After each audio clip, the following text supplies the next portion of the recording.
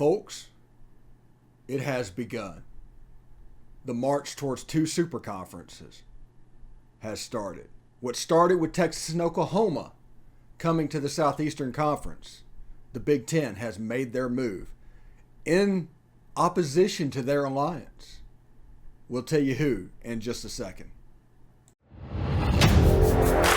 You are Locked On Ole Miss, your daily podcast on the Ole Miss Rebels, part of the Locked On Podcast Network, your team every day.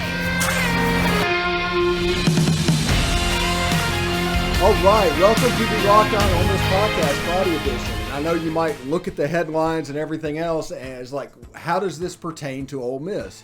And what about this is Ole Miss news? Well, all of this is Ole Miss news, and I'll tell you why in just a second. I had to re-record my whole show today because this information happened, and I wanted you to have a little bit of a grasp before you went into the weekend so you could think about everything that is going to happen, because this is a major, major story. But before we get started, I do want to tell you, thank you for making the Locked On Ole Miss podcast your first listen every day. We are free and available on all platforms, including YouTube. Now, we are doing another competition before the Troy game. We're trying to hit 2,000 subscribers. If we do that, I will do a pregame show before Ole Miss football games. Yay!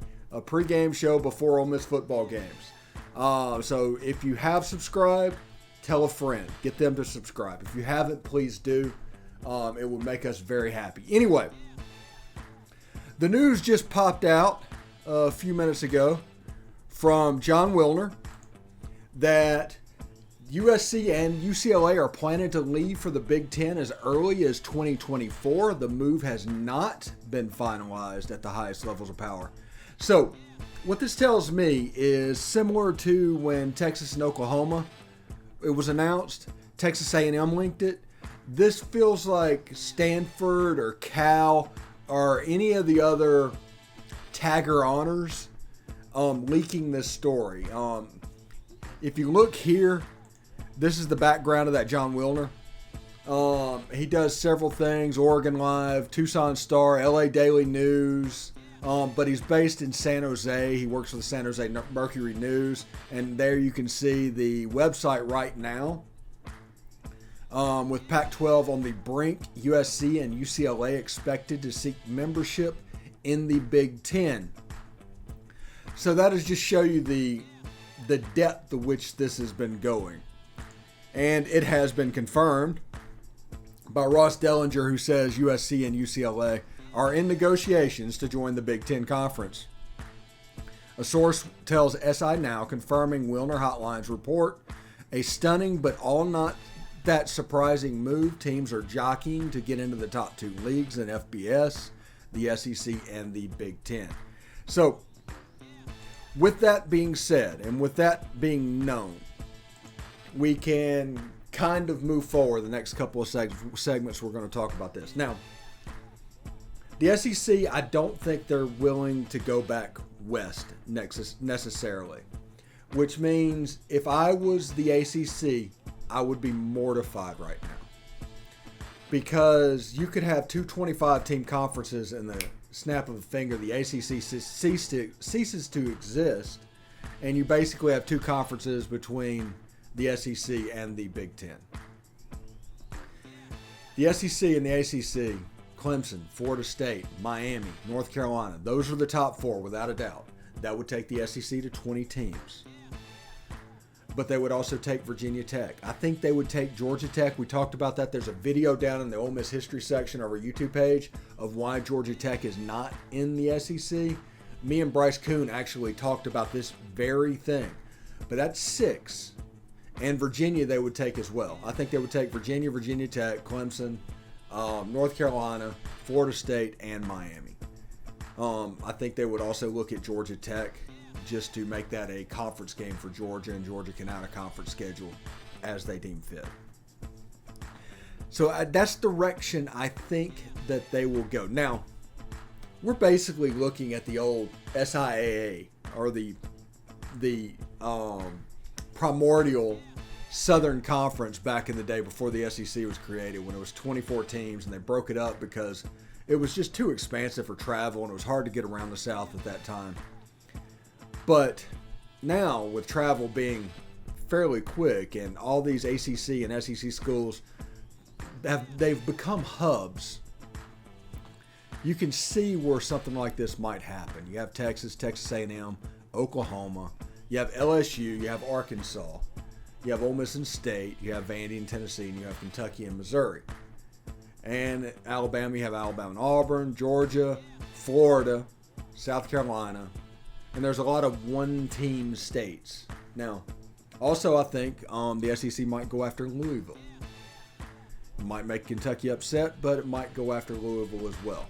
So there's 8 potential teams that I think the SEC might go after. Now, if you look at the flip side of that, it's like, what happens to the rest of them? Well, the Big Ten has to go after teams as well, as this is going to grow to 2022 teams, something like that. And you're going to see, potentially, Pitt, Boston College, those schools move over naturally to the Big Ten. Then there's the schools like NC State potentially going to the Big Ten. They would join their Maryland compadres. Virginia could go to the Big Ten as well. They're a Big Ten type program. But what this could mean is what we're talking about in scheduling and arguing back and forth. This may be a short-term option, because if this continues, if USC and UCLA goes to the Big Ten, the Big Ten's probably also going to take Washington and Oregon, maybe somebody like Stanford. So basically, they're going to annex that league. The 2 of the alliance leagues are going to annex each other, and then the ACC is right there. Is like, well, dang, because the SEC is going to come after those probably 6 schools guaranteed, maybe 8. Now, we have a situation with Notre Dame, where Notre Dame, their independence is probably going to dictate the survival of that league. Whenever we all talked about super conferences back in the day, you remember everybody talked about 4 to 16 team leagues, which, this could still go that way. I'm not saying it won't, but which league was going to get devoured? And it was always talked about, well, the Big 12 or the ACC. One of those 2 teams. Now it looks like the Pac-12 could be the league that gets chewed apart, and the others could grow up to 16 teams. You have 64 teams in super conferences, and there's a nice little bit of symmetry there. You have 2 sides of 16. You have the Big 12. You could put the ACC and the Big 12 up there. 2 leagues of 16. But we don't know what the ACC is going to look like. We don't know how the ACC is going to survive this. Now, the ACC's television contract goes into the 2030s. It's terrible, but it goes until the 2030s. So you would need ESPN to say, no, we're good with this. Come on, do whatever you need to do, because the SEC is an ABC Disney property as well now. By the time any expansion happens, they will be 100% Disney. ESPN and the ACC network, they have a stake in that as well. Now, there's rumors out there. That the SEC received basically a list from ESPN that said, if you add these schools, we will add another slice of the pie so nobody takes less money. So whatever's in this TV contract right now, whatever each school gets, they're willing to add another share as they expand, if they expand off of that list. We don't know exactly who is on that list, but I would imagine Florida State and Miami is. I would imagine North Carolina is. Virginia Tech would probably make a ton of sense. Virginia might make a ton of sense. And like I said, you could have a 22-team league, basically 2 old SECs, because you remember when we were kids, the SEC was 10 teams. The SEC was 10 teams. It's the way it was. So if it gets up to 22 teams, this is going to be absolutely outrageous. So we're going to take a short break and hear from BetOnline. And when I come back and I get my thoughts maybe put together a little bit, I'm going to tell you how exactly this affects Ole Miss. Because we're going to kind of talk through some stuff. We're doing some real-time stuff, and it's kind of scatterbrained. But I did want to let you know. I mean, like I said, I had recorded 2 whole segments on the celebration yesterday, but whenever this news broke, I had to pounce on it. Tom Vanderford is coming up in segment 3, who we'll talk about the celebration maybe in that one, but we're going to talk about this a good bit because this is the story of Friday, complete news dump day. Absolutely weird. Anyway, betonline.net is your number one source for all of your betting needs and sports information. Find all the latest sports developments from league reviews and news, including this year's Stanley Cup Finals and Major League Baseball. BetOnline is your continued source for all your sporting wagering information, including live betting, esports, and scores.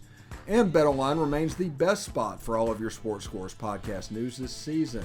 BetOnline.net is the fastest way to check in on all your favorite sports and events, including MMA, boxing, and golf. Head to the website today or use your mobile device to learn more about the trends and action.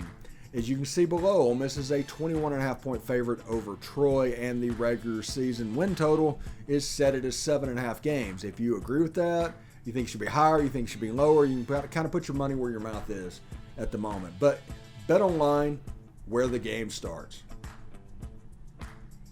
All right, thanks for making the Locked On Ole Miss podcast your first listen every day. We are free and available on all platforms, including iTunes. So do us a favor, rate and review us on iTunes. You can give us a 5-star review. Please do that. You can say whatever you want to say. You can point out every single one of my flaws.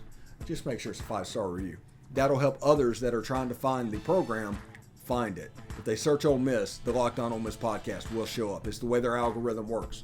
So if you'll leave that 5-star review, it'll be greatly appreciated. Thank you very much for that. Now, yeah, I'm excited. You can tell by the tenor of my voice and everything. I am excited. I am good to go. Let's do this. Now, we talked about the big picture stuff in the first segment of USC and UCLA potentially going to the Big Ten and what that will mean and dominoes that might follow after that. What does that mean for Ole Miss? Well, I think essentially that means 4 pods. And people are against pods and the 14 pod, but I think they might be for it when it's a 16 pod. Like you could have, let's see, Texas A&M, Oklahoma, LSU, Ole Miss, and State, or put Arkansas in there and remove another. I mean, that would be possible with a 16 pod.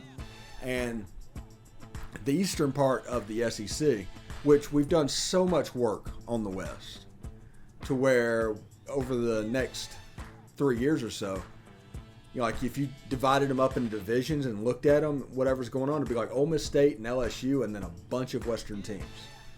I mean, that's the way it works out. Now, not complaining about that at all. I enjoy the Western teams. I love the fact that we get to play Texas. I love the fact that we play A&M every year. Oklahoma coming to the Vaught-Hemingway Stadium, that's unbelievably fun stuff. They have a chance to make a football super league here. They've absolutely done that. Whenever they went out and got Texas and Oklahoma and started all of this,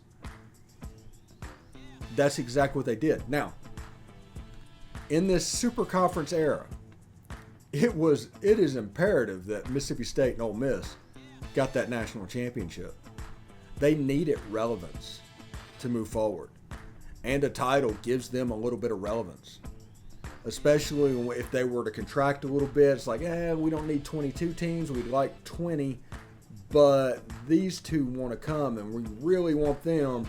Maybe we can just kind of get rid of the Mississippi schools. This allows them not to do that. Because there is an intrinsic value on the Mississippi schools at the moment. So national championship by Ole Miss, national championship by Mississippi State, a burgeoning power in the athletic facilities is important for these super conferences, and that probably means they get to keep their home. This is all very important. And anybody that says no, they're a charter member, they'll be fine. in a situation like this, they find a way to do what they want to do. It doesn't matter if you're a charter member. If they think they can make $100 million more by getting rid of the Mississippi schools and adding Virginia Tech and Florida State, they will absolutely do that. But this national championship makes it more difficult for them to do. That's my only point about that. Now, I don't know about scheduling. I don't know how it works. I don't even know what the next shot will be. But with UCLA and USC looking at the Big Ten, I'm convinced there will be a next shot. Now, this could be the thing that gets the Big Ten up to 16 teams, and that's their super conference. They just want to go to 16. You've got the SEC at 16. And then all of a sudden, you've got basically the ACC and the Big 12 fighting over the remaining 10 teams in the Pac-10. Because at that point, they'll be the Pac-10, obviously. They're the Pac-12 now. So I don't know if you'll see, maybe Stanford would be there, California potentially would be there. It makes sense. All these people moving to Texas anyway from California. It makes sense if they do that. So, I think the Big Ten, though, might not be done. I think Oregon and Washington might be the group that carries on. And all of a sudden the Big Ten is the Big 18. And then if they add 2 more teams. Now, does the SEC want to go out and get Arizona or Arizona State? I mean, that's interesting to me. I mean, the Big 12 absolutely would. That would be an absolute coup for them if they got the Arizona schools. Maybe one got Utah. This is a chance for the Big 12 to be a relevant conference moving forward. Don't lose sight of that. They have a chance to absolutely be a relevant conference moving forward, depending on who they can convince to come to them. Now, I don't know if I would want Cal. I just don't think that, you already got the weirdness with Austin. Well, it's gone. That's leaving soon.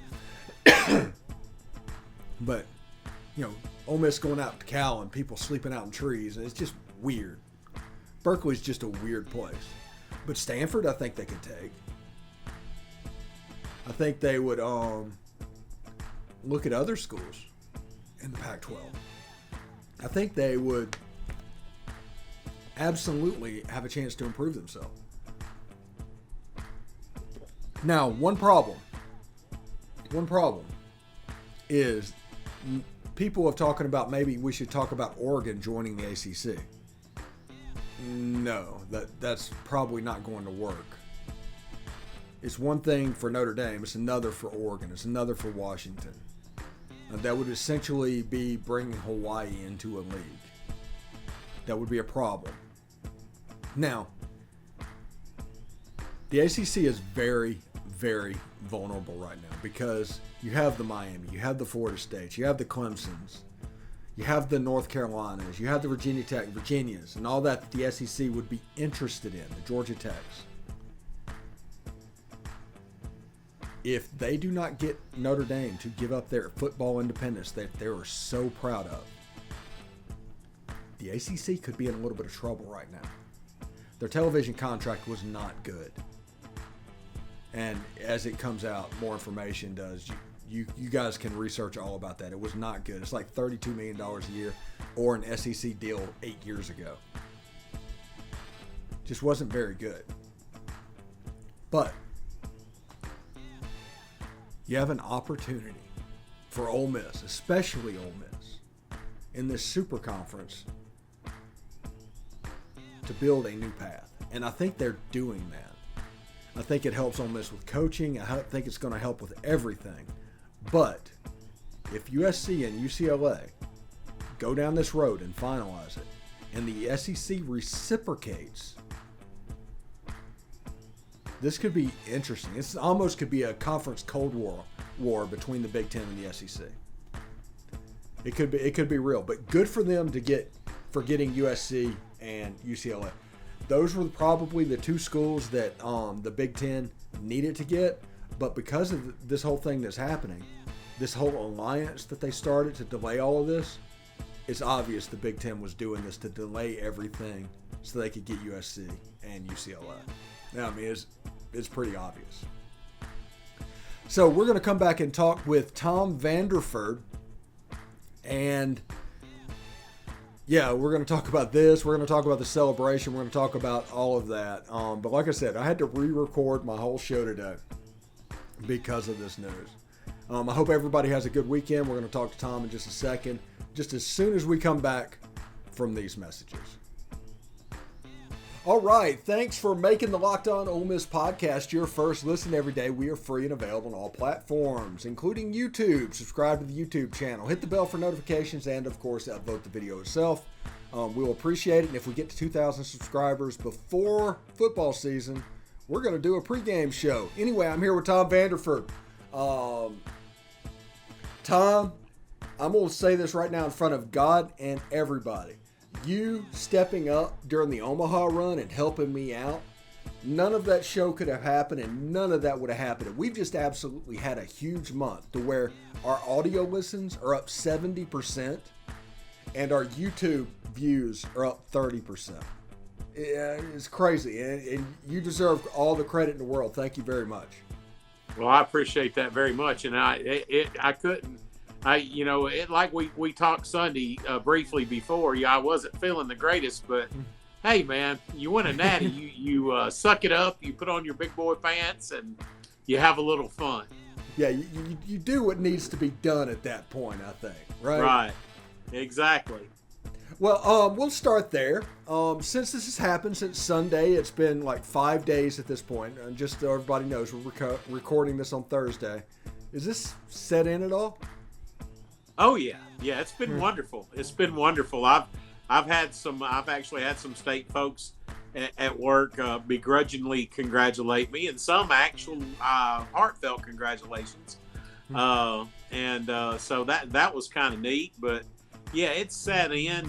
Watching I of course got on YouTube yesterday and watched the yesterday evening and watched the parade and all that stuff, and that was exciting. Of course, this morning I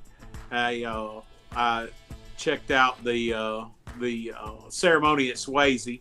I thought it was really classy what Elko said. He said he didn't want a statue of himself, that he would rather have a statue of the whole team hoisting the national championship trophy. I just thought that spoke volumes about the kind of person that he is. Yeah, you remember my idea, basically. Is Tim Elko, Justin Bench, and Kevin Graham recreate the Omaha type statue that they're famous for. Yeah. Recreate that and it would be cool because all three of those guys deserve credit, and for some reason Kevin Graham is just criminally underrated on this team. I don't know why. He's the best hitter potentially we've ever had. He's a wonderful contact hitter. He's a good guy. He'll be playing in the major leagues someday. I'm telling you, he's that good. Yeah, he has a very unique bat. Okay. Yeah. Now we're going to switch gears real quick. That was our baseball thing. If everybody just wanted baseball, it's that. The big news that happened today is that USC and UCLA was negotiating with the Big Ten, and it has come out since then that they have formally applied to the Big Ten, and by tonight, it could be accepted. What are your thoughts on this, Tom? As soon as I heard they were thinking of leaving the Pac-12, I just automatically thought Big Ten. The Big Ten goes for that TV market, man. They always have. That's why Rutgers is in the Big Ten. Because, it's a suburb of New York, basically New Jersey. And that's why some other teams are in the Big Ten. They went for market share, where the SECs went for mostly for good sports teams. Of course, now Texas and Oklahoma are going to bring some market share. Yeah. And like I read online and talked with you and some other people briefly today, I really like the idea of Miami, Florida State, North Carolina, and Clemson joining what used to be the SEC into one of the super conferences. And I see the Big Ten being the other super conference, and then I see those two super conferences breaking away from the NCAA, and then you've got the Group of Five folks and all those others that still somehow end up under the thumb of the NCAA. I think that's where we're headed. at least in college football. I've got some friends and relatives that are huge Notre Dame fans, and I got their input today, what they thought Notre Dame would do. And it was interesting, you know. I had one that said, "Oh, Big Ten," and I had the other one said, "No, dude, we want to stay in the ACC." They're in the ACC for everything but football. Yeah. But if the SEC or whatever that conference would be called later snakes away those 4 teams we just talked about, what an easy road Notre Dame would have to the conference championship game every year. Yeah, So big rivalry with NC State. Yeah, exactly. And unfortunately, they're the media darlings of the world, so they go undefeated in a week ACC, and they're guaranteed a New Year's Six Bowl no matter what, you know, where they'll get beat by whoever they play. Mike Golick Jr., you know, son of Mike Golick and also a Notre Dame grad, actually said with USC and UCLA going to the Big Ten, if Notre Dame enters a conference, it'll be the Big Ten. I saw that tweet, and I think that would be good. That would solidify it, and then you just got to start feeling sorry for the whatever's left. My other prediction is whatever is left of the Big 12 and the Pac-12 will join together and form something. Yeah. Yeah, some kind of a amalgamation. It's going to be like amoeba. Yeah. It's going to be better. Yeah. But I just don't think that like Oklahoma State and Cal can have a good fan relationship at all. Yeah. Not at all. Two totally different fan bases. There's also a rumor that Kansas is going to jump ship and go to the Big East and be an independent in football. That's a smart move by Kansas. That's a smart move by Kansas. Teams like Kansas, you could see where it would benefit them being an independent. You know, UConn has went to being an independent, and they did it out of necessity as well. You know, they just got through a time where they couldn't compete. Right? They can't keep their in-state talent. You know, I've got family in Connecticut. I was born in Connecticut.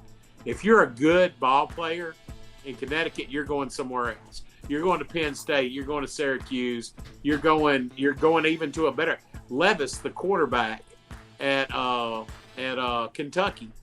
He's from Connecticut. Mm-hmm. So I mean, you know, they can't keep that talent, and that's the same way with Kansas. So if they can go independent and play the Connecticut's of the world, they can at least have some type of chance at, you know, going to a minor bowl every once in a while, having a winning season, so on and so forth. Yeah, I think the Kansas-Missouri game at that point has a chance to be something as well. Yep, exactly. Well, yeah, the state rivalry, and I think that's a good fit for both teams. So now that all this happened, what is the SEC's rebuttal to this? Oh, I think exactly what we've talked about. I think we're gonna go try to get some teams from the ACC. I think that fits us more geographically. I think the only person in the ACC out of those 4 teams that doesn't want to come to the SEC, in my opinion, is Dabo. I think Dabo loves where he's at. He don't want to go anywhere. I think Norvell would love to get in the SEC. I think Cristobal would love to get in the SEC. You know, I think UNC would love to get in the SEC, Mac Brown. But, I think Dabo would be like, no, I'm good where I'm at, man. Yeah. I think the SEC, eventually the end game for the SEC, for a Marvel reference, is probably 24 teams.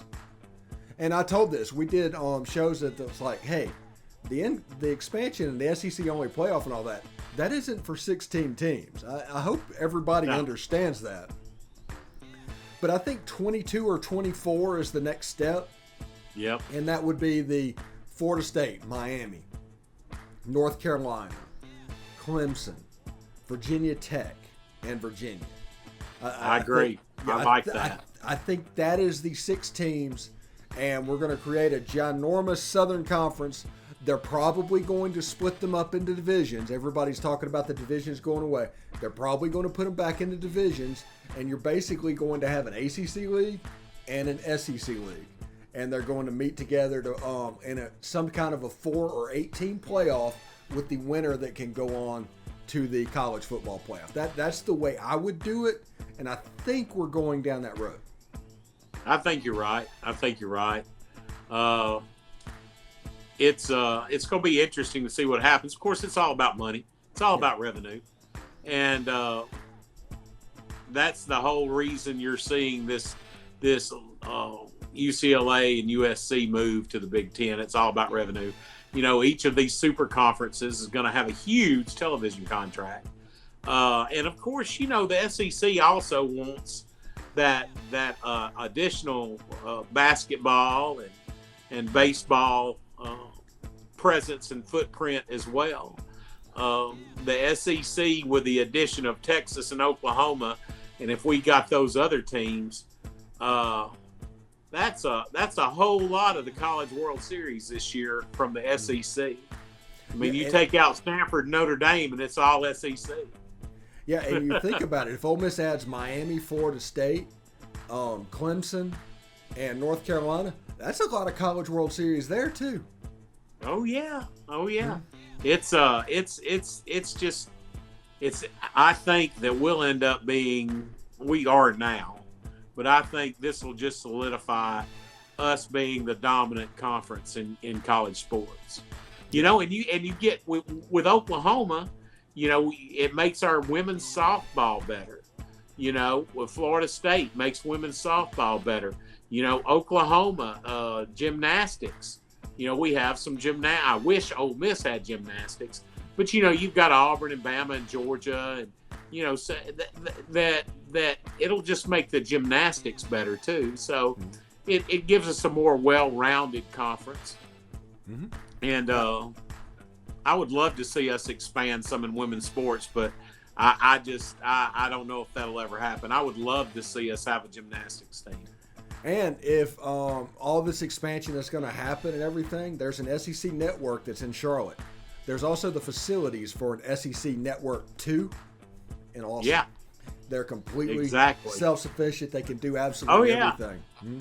Oh, yeah, that Longhorn network, man. Mm-hmm. So there's all kinds of stuff. And, of course, ESPN's not stupid. Like me this year, I'm going to be homebound for a lot of the football season. And I'm going to be watching my Rebs on the big screen, and if I have to pay extra, I'll pay extra. Mm-hmm. So they know that their money is made with the SEC. Not just with ad revenue, but subscribers to the ESPN Plus or anything else that they would come up with.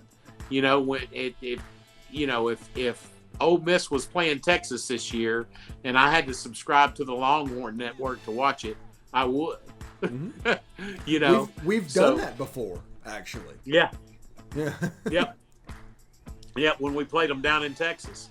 Yeah, I remember for 2 weeks trying to figure out how I could get the Longhorn Network at my house and everything. Which cable provider did I have to have the Longhorn Network in Tennessee because of that game? Oh yeah. Yep. So, Tom, thank you very much for stopping by. And everybody, get more of the SEC by logging on to Locked On SEC. Make that your second listen every day. Host Chris Gordy and his local experts, that's me, of Locked On, take you across the SEC in 30 minutes. Make the Locked On SEC your second listen. It's Locked On SEC. Tom, always a pleasure, buddy. I will talk to you again next week. And as always, buddy, get well. Do whatever you can to take care of yourself, bud. Yes, sir. And hotty toddy. Hotty toddy.